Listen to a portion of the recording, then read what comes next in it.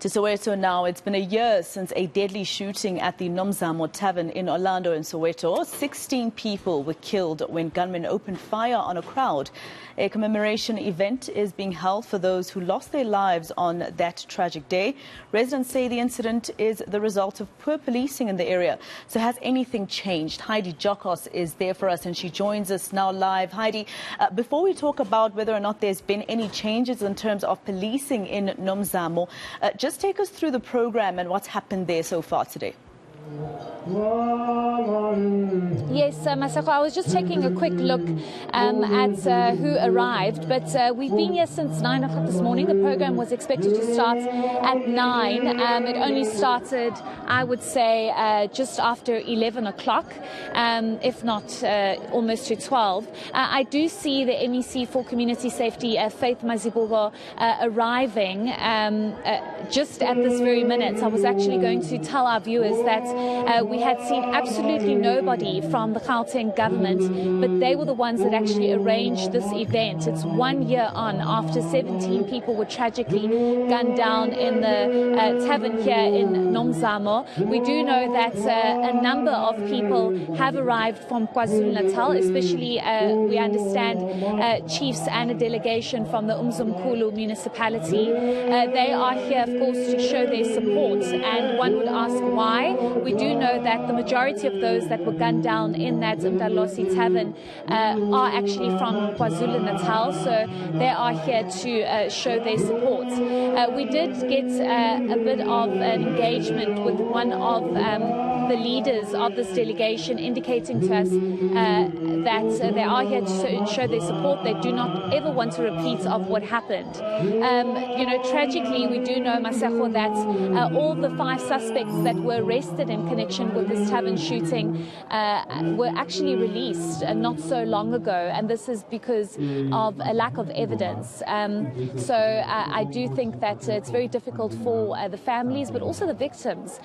We did speak previously to one young man who had told us how he basically crawled out of that tavern and pretended to be dead, basically hiding under the crates.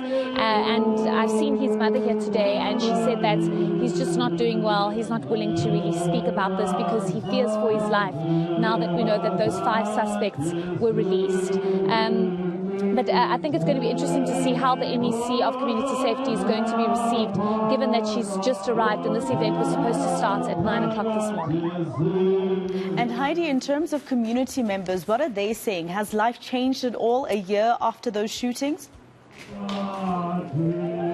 Definitely not, Maseko. Again, this is a typical example of a forgotten community, a community that was in desperate need of some intervention.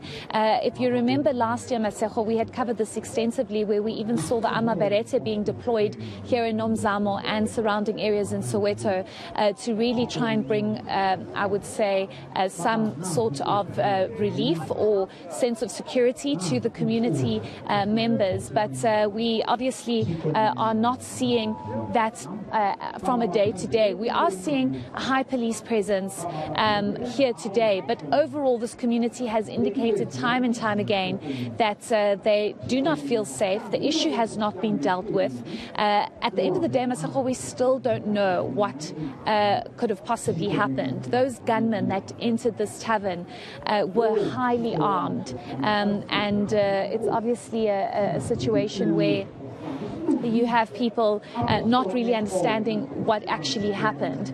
My colleague Teddy is actually just showing you. Let's actually just take a walk to the tavern and just give you a sense of what it looks like now a year on.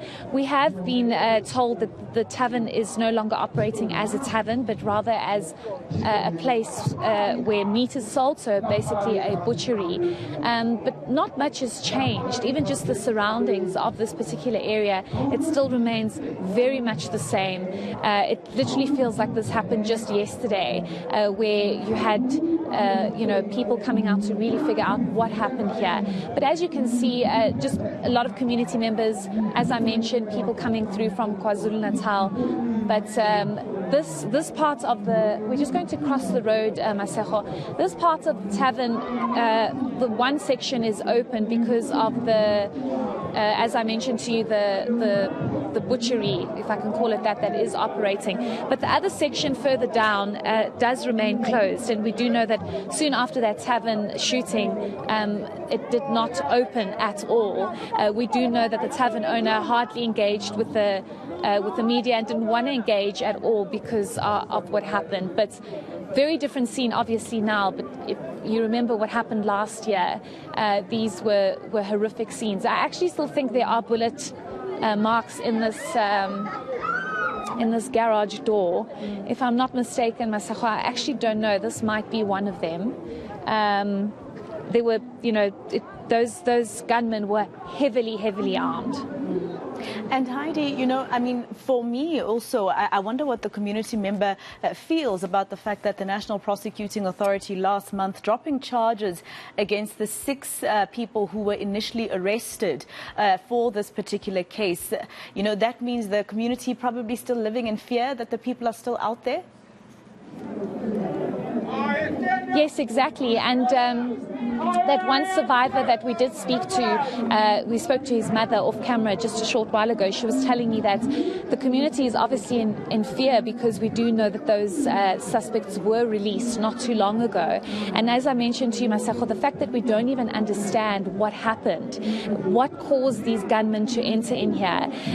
There was some speculation about what could have possibly happened, but we actually do not know. And I think the tragedy in all of this is that we might never know, because we know that those 5 suspects were released not so long ago, and it's a lack of possible investigation and evidence from the National Prosecuting Authority. This community now needs to try and find a way to get closure. Those that tragically lost their lives, it was husbands, brothers, that